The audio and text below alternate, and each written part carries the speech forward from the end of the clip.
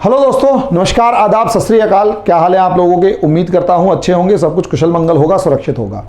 दोस्तों, किसी भी बेवकूफ़ की क्या पहचान होती है?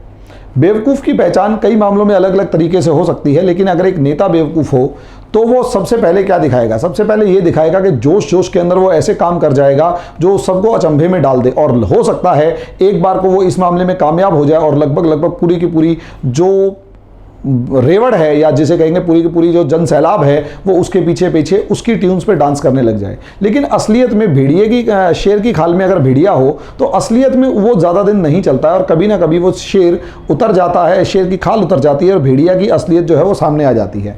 ऐसे में जब वो भेड़िए की असलियत सामने आती है तो वो सबसे पहले भेड़िया क्या करेगा? उसके पास सिर्फ एक ऑप्शन होता है, भाग जाओ। यही आपके देश के लिए जो सबसे बड़ी पहेली बना हुआ था। आपका एक दोस्त, हम मित्र, हम साया, सब कुछ बहुत ज़बरदस्त लेवल पर सिचुएशन आपके लिए, आपके फेवर में एक कंट्री नेपाल, जो हमेशा से आपका एक बहुत अच्छा दोस्त रहा था, वो कहीं ना कहीं मिसबिहेव कर रहा था, कहीं ना कहीं एक प्रॉब्लम क्रिएट कर रहा था, और वो भी ऐसे माहौल में जबकि चीन आपके सर पे आकर खड़ा हुआ है, या चीन आपके बॉर्डर पर आपको आंखें दिखा रहा है। ऐसे में वास्तव में समस्या यही थी कि वहां के एक प्रधानमंत्री की सारी कार्यस्थानियां थी। आज के दिन उस प्रधानमंत्री की उन सारी कार्यस्थानियों का आउटकम नजर आया, और यकीन मानिए वो भाग गया।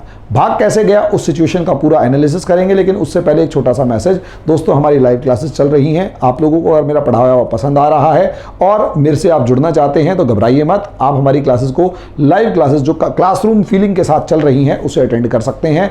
बहुत ही आसान तरीका है, डायल जो दिया हुआ नंबर है उसके ऊपर व्हाट्सअप कर दो, या फिर मैसेज कर व्हाट्सअप करो या कॉल करो, और जैसे ही वो रिस्पॉन्स आए, मतलब आप उनसे आईडी पासवर्ड लीजिए और हमारी क्लास के अंदर एंटर कर जाइए। थोड़े दिन के बाद हम आप लोगों को अपनी ऐप पर भी लेके आएंगे, तब तक के लिए हमें थोड़ा सा पेशेंस रखना पड़ेगा। दोस्तों, सबसे बड़ी बात यह है कि असलियत में नेपाल के ऊपर आ जाते हैं, और नेपाल के हालात जो हैं वो दिन पर दिन खराब होते जा रहे थे। उसके अंदर एक टर्मोइल आ रहा था। मैं हमेशा से एक ओपिनियन ये रखता हूँ, और विदेश नीति का एक जो प्रिंसिपल होता है कि balance of power means balance of power होती है, और बैलेंस ऑफ पावर अक्सर एक दो धारी तलवार होती है।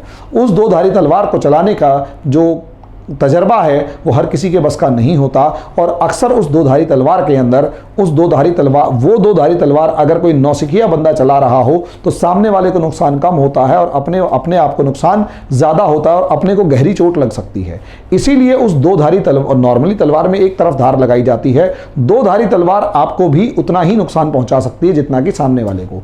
यही नेपाल के साथ हुआ है। नेपाल ने शुरू से इंडिया और चाइना के बीच में एक बैलेंस ऑफ पावर बनाने की कोशिश करी, लेकिन कहीं ना कहीं नेपाल, जो कि एक छोटा सा देश है, और छोटा देश होने के साथ साथ सबसे बड़ी उसकी प्रॉब्लम, छोटे देश से कोई प्रॉब्लम नहीं है, जापान भी एक बहुत छोटा सा देश है, लेकिन समस्या सबसे बड़ी होती है मैच्योरिटी बहुत ज़्यादा, परिपक्वता बहुत ज़्यादा ज़रूरी होती है उस डेमोक्रेसी के अंदर।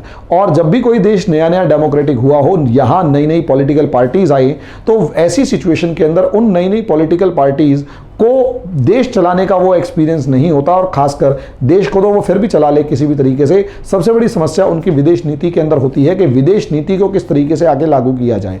ये विदेश नीति बहुत ज़्यादा इंपॉर्टेंट होती है किसी भी देश को बनाने या बिगाड़ने के अंदर, क्योंकि यही आप लोगों के संबंध तय करती है दुनिया के दूसरे देशों के साथ। अगर वो संबंध के अंदर आप उलझ कर रह जाते हैं, और ऐसी सिचुएशन के अंदर बहुत ही मुश्किल से आप उन संबंधों को बना पाते हैं, तो वही संबंध आपको ले डूबते हैं, या फिर आप लोगों को बिल्कुल ही बर्बाद करके छोड़ देते हैं। अफगानिस्तान इसका सबसे बड़ा उदाहरण है। अफगानिस्तान के बाद ईरान इसका सबसे बड़ा उदाहरण है। ईरान के बाद अगर आप दूसरे देशों में देखें तो बहुत सारे ऐसे देश हैं जो कि इस दोधारी तलवार के अंदर इस तरीके से फंसे कि मामला बहुत ज़्यादा बुरी तरीके से पेचीदा हो गया।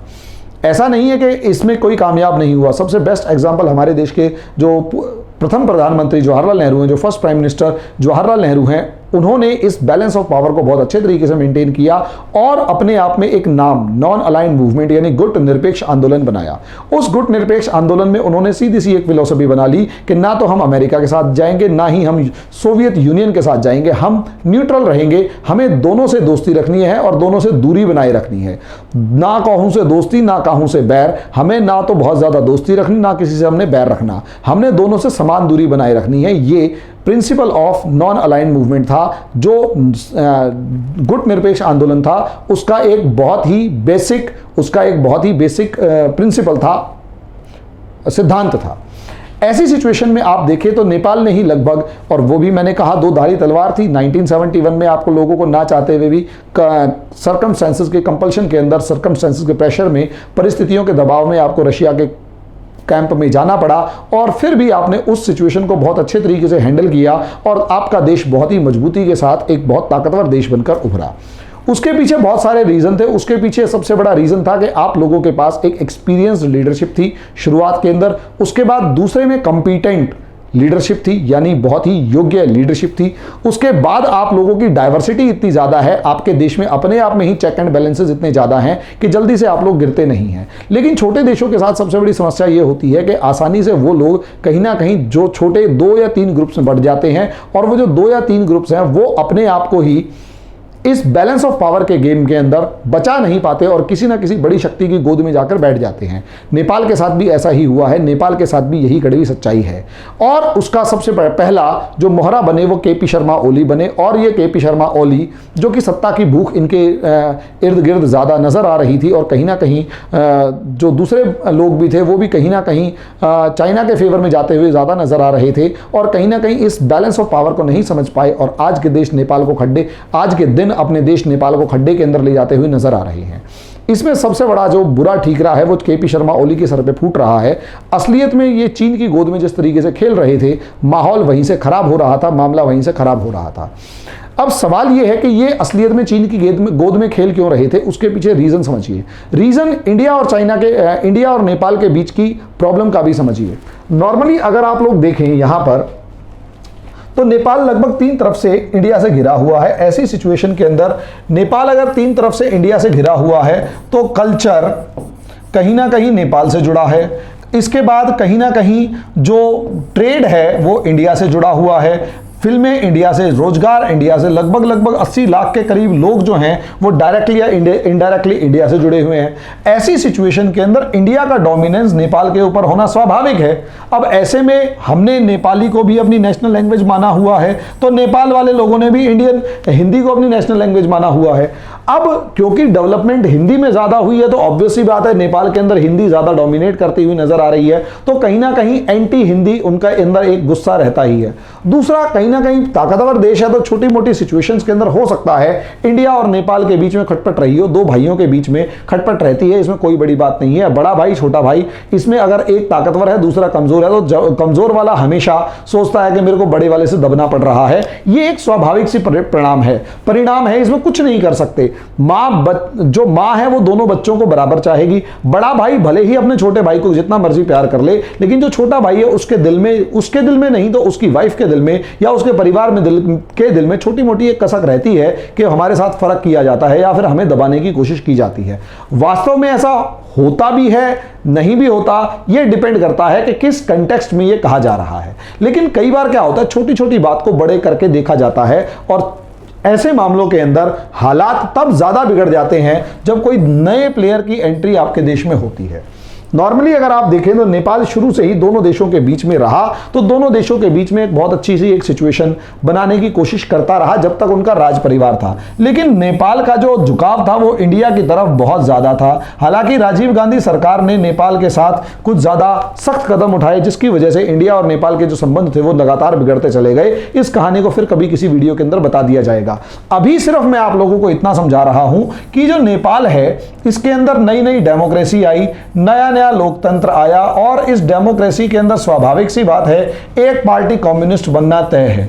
और ये जो कम्युनिस्ट पार्टी है इनकी सबसे बड़ी समस्या यही कि ये चाइना या रशिया से यानी बाहर के दूसरे देशों से अपने प्रिंसिपल्स को हायर करते हैं। इनके अपने कंट्री के अकॉर्डिंग प्रिंसिपल्स नहीं होते बल्कि दूसरे देशों से मांग के लिए हुए प्रिंसिपल्स होते हैं, और यही इन कम्युनिस्टों की सबसे बड़ी प्रॉब्लम रही है, खासकर ऐसी सिचुएशन में जब वो किसी डेमोक्रेटिक सेटअप यानी किसी लोकतांत्रिक व्यवस्था के अंदर मौजूद रहते हैं। वो अपना दिमाग कम लगाते हैं और बाहर के देशों से जो आइडियाज हैं वो हायर करने की कोशिश ज्यादा करते हैं। नेपाल के कम्युनिस्टों ने भी यही बेवकूफ़ी करी। ऐसी सिचुएशन के अंदर नेपाल की 2 से ज्यादा कम्युनिस्ट पार्टी थी। अब जो 2 से ज्यादा कम्युनिस्ट पार्टी थी, यहां पर जैसे ही चाइना की एंट्री हुई और उसने इन कम्युनिस्ट पार्टियों को मजबूत करने के लिए और कम्युनिस्ट गवर्नमेंट बनाने के लिए और ऐसी पार्टियों को साइडलाइन करने के लिए जो इंडिया के फेवर में नॉर्मली होती थी, उन्होंने नेशनल नेपाल कांग्रेस पार्टी बनाई। और ये जो नेपाल कांग्रेस पार्टी थी, ये सारी की सारी नेपाल की कम्युनिस्ट पार्टियों को इकट्ठा करके बना ली गई। ऐसे के अंदर इनका ऑब्वियस सी बात है, केपी शर्मा ओली जो हैं वो प्राइम मिनिस्टर बना दिए गए और ये कहा गया कि 2-2 या 3 2.5 साल का एक वर्क शेयर किया जाएगा कि 2.5 साल मैं रह जाता हूं, 2.5 साल आप रह जाए। ऐसी सिचुएशन में केपी शर्मा ओली प्रधानमंत्री बन जाते हैं और जो दूसरे प्रचंड साहब हैं वो पीछे रह जाते हैं। वो कहते हैं हम बाद में बन लेंगे। सवाल यहां ये नहीं था कि कौन प्रधानमंत्री बनेगा। असलियत में केपी शर्मा ओली जो है वो राजनेता हैं, राजनेता है, लीडर है। लीडर हमेशा चाहेगा कि वो हमेशा प्रधानमंत्री बना रहे और कोई दूसरी शक्ति आके उसे प्रधानमंत्री पद से ना हटा पाए। ऐसे में केपी शर्मा ओली जितना ज्यादा हो सकता था चाइना से मदद लेके, चाइना से कर्जा लेके और नेपाल के अंदर खर्च करते चले गए और अंधाधुंध पैसा जब खर्च हो रहा था तो उनकी पॉपुलैरिटी बढ़ रही थी। No doubt KP Sharma Oli बहुत अच्छा उस समय पर परफॉर्म कर रहे थे, लोगों को डेवलपमेंट दिखाई दे रहा था। और जो दूसरे जो मिस्टर प्रचंड थे या माधव नेपाल थे जो पूर्व प्रधानमंत्री हैं, वो कहीं ना कहीं अपनी पोजीशन को कमजोर होता हुआ देख रहे थे। लेकिन फिर भी जिस तरीके से केपी शर्मा ओली अपनी पोजीशन को मजबूत करते जा रहे थे, हालात जो हैं वो उनके फेवर में बने हुए थे, तो अपोजिशन लीडर्स ने उनके खिलाफ कोई आवाज उठाने की जरूरत नहीं करी। ऐसी सिचुएशन के अंदर नेपाल के अंदर आया कोविड। अब यहां जो मामला कोविड का आया था, इस कोविड-19 ने पूरी की पूरी केपी शर्मा ओली की पिछले 2-2.5 साल की मेहनत को बर्बाद करके रख दिया, जीरो करके रख दिया। और केपी शर्मा ओली जो अभी तक केवल और केवल चाइना के पैसे को खर्च करके डेवलपमेंट दिखा रहे थे, उनकी पोल खुल गई। पोल किस तरीके से खुली? उनकी मिस गवर्नेंस जो थी वो लोगों के सामने आ गई और यह कहा जाने लगा कि आप ये बताइए, इतना सारा पैसा विदेशों से मदद के रूप में आ रहा है, उसका यूज कैसे हो रहा है, कहां हो रहा है? डेवलपमेंट तो आप दिखा रहे हैं, लेकिन इस समय पर देश जब सबसे ज्यादा बुरे हालात में खड़ा हुआ है और छोटे से देश के अंदर 9000 केसेस आए हुए हैं, हमारे यहां हॉस्पिटल्स कहां हैं, बेड कहां हैं? ऑब्वियस सी बात है, जैसा भी इस तरीके की महामारी के अंदर, इस तरीके की समस्याओं के अंदर कहीं ना कहीं लगभग हर देश इस सिचुएशन में खड़ा हुआ होता है और हर सरकार के ऊपर सवालिया निशान उठते हैं। या तो वो लीडरशिप इतनी अच्छी हो जैसे कि आपके देश की है, सवालिया निशान बहुत ज्यादा नहीं उठ पा रहे, या फिर वो इस तरीके की लीडरशिप हो कि पाकिस्तान वाली के साफ कह दे भैया मरो मरो, हमारे पास टाइम नहीं है, ना हमारे पास वो है। यहां असलियत में पोज करना चाहते थे कि हम आपके फेवर में काम कर रहे हैं, लेकिन रियलिटी ये थी कि इमरान खान के बराबर थे। हालात बहुत खराब थे। सबसे बुरी सिचुएशन तब आई जो 25,000 लोग, सबसे बुरी सिचुएशन तब आई जब 25,000 लोग बाहर के देशों में फंसे हुए थे और नेपाल के जो प्रधानमंत्री हैं उन्होंने उनको वापस लाने के बारे में कुछ नहीं कहा। यहां से मामला बिगड़ना शुरू हो गया। हालात तब और ज्यादा बिगड़ गए जब इनसे पूछा गया कि नेपाल में इतना ज्यादा कोविड-19 कैसे फैल रहा है, तो इन्होंने अपने सर से उस टोकरी को उठा के बाहर फेंकने की या अपने सर से बोझ उतार के फेंकने की या उस सवाल को कहीं साइडलाइन करने के लिए अपना दोष कहीं ना कहीं इंडिया यानी नई दिल्ली पर मढ़ दिया और यह कहा कि जो लोग भारत से आ रहे हैं, भारत की वजह से नेपाल में कोरोना फैला है। असलियत में उन्होंने ये कहा कि हमारे देश में कोरोना भारत से आया है, जो भी उनकी मंशा रही हो, लेकिन कहीं ना कहीं उन्होंने भारत के खिलाफ एक षड्यंत्र रचना शुरू कर दिया। और इसमें बिल्कुल मना नहीं किया जा सकता कि चाइना और उनकी वो जो विदेश मंत्री, महिला विदेश मंत्री हैं,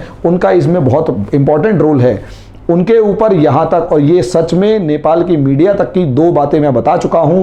पहली कि वो चाइना की जो एम्बेसडर है उन्होंने नेपाल की सरकार को बचाने के लिए भरपूर कोशिश करी, सबको इकट्ठा रखने की कोशिश करी और बीच के जो मान मनोबल थे वो करवाए। सोचकर देखिए, विदेश का एक राजदूत आकर आपके देश की सरकार को बनाए रखने की कोशिश कर रहा है, इसका मतलब आपकी सरकार के ऊपर सवालिया निशान है।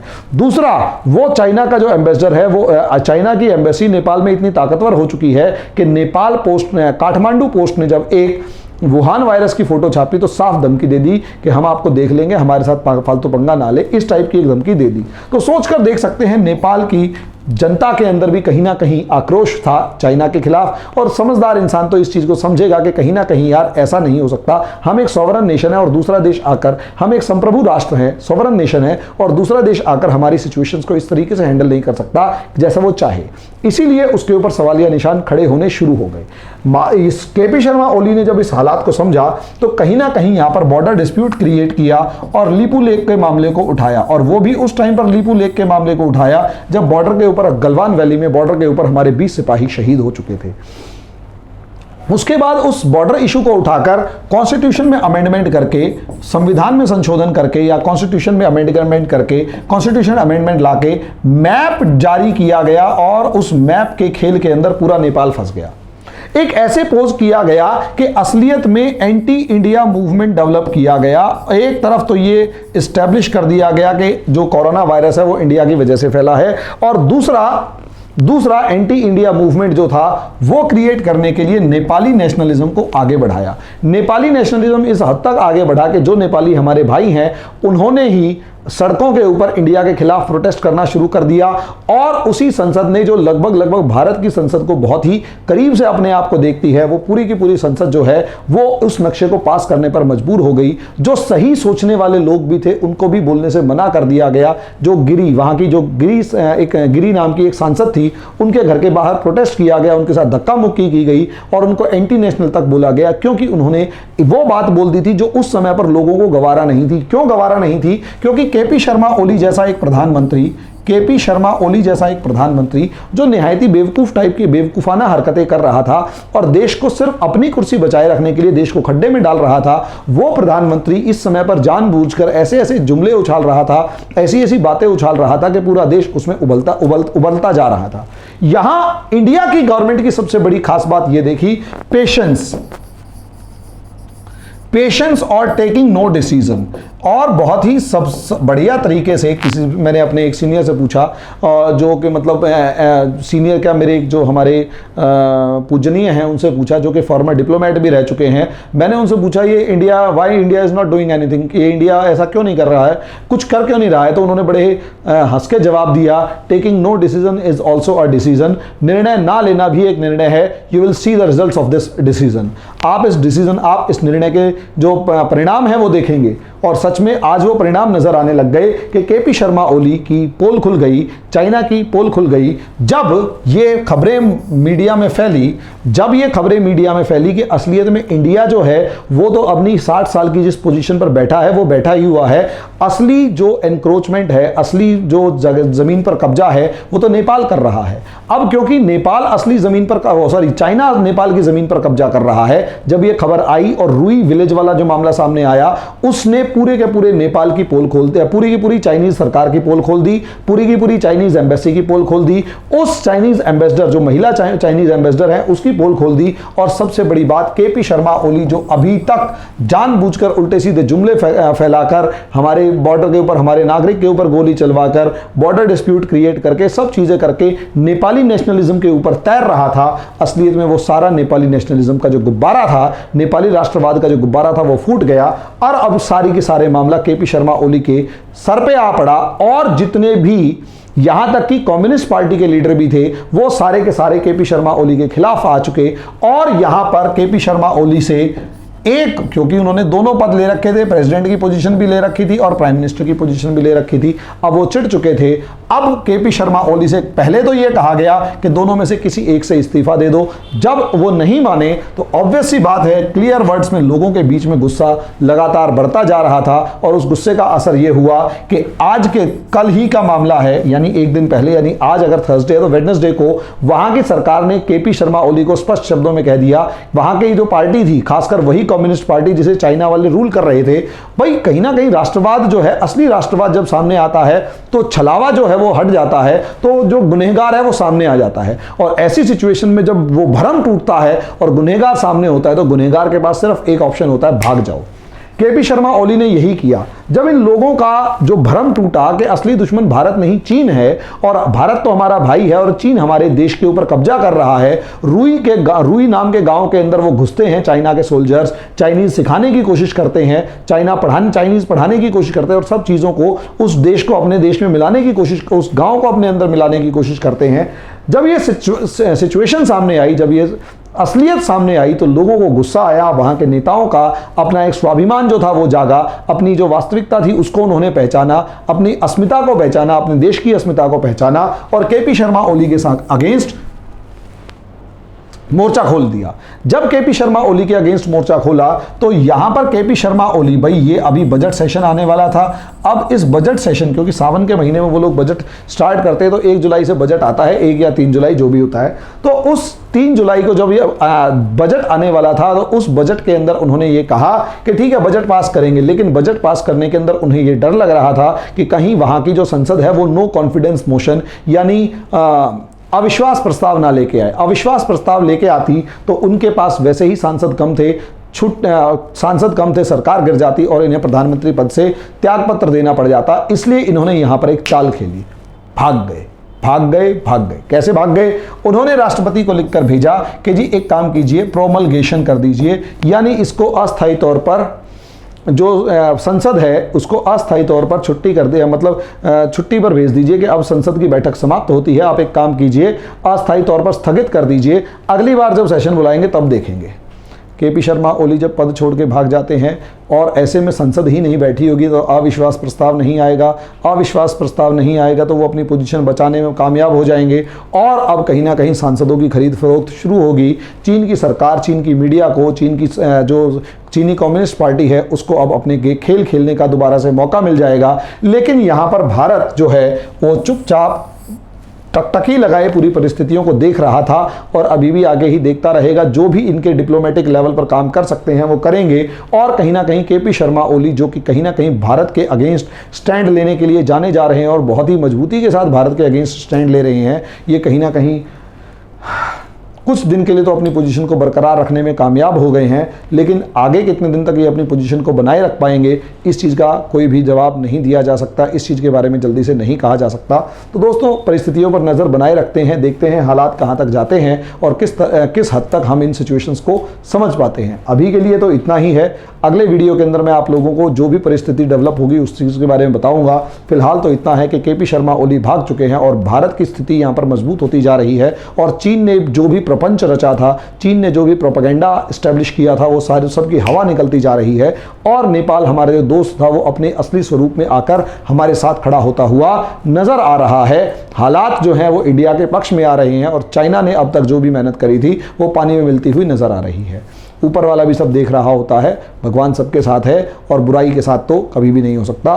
चीन इस समय पर दुनिया के लिए जो नासूर बना हुआ है, हो सकता है उसी को अपने ही देश में कुछ बुरी खबर सुनने को मिल जाए, जो कि हम आने वाले समय में जब भी कोई ऐसी खबर होगी तो आपको ज़रूर बताएंगे। जैसी कोई डेवलपमेंट होगी उसका एनालिसिस करके बताएंगे। ये एक ब्रीफ सिचुएशन थी और इसके अंदर इंटरनेशनल रिलेशन का एक टिंज दिया गया था, एक टच दिया गया था कि आप लोग समझेंगे किस तरीके से यूपीएससी के कैंडिडेट को इंटरनेशनल रिलेशंस को समझना चाहिए। थोड़ा सा स्पीड में इसलिए बनाया गया ताकि रिवीजन हो जाए और बहुत ज़्यादा बोरिंग टॉपिक ना हो। अभी के लिए इतना ही, धन्यवाद।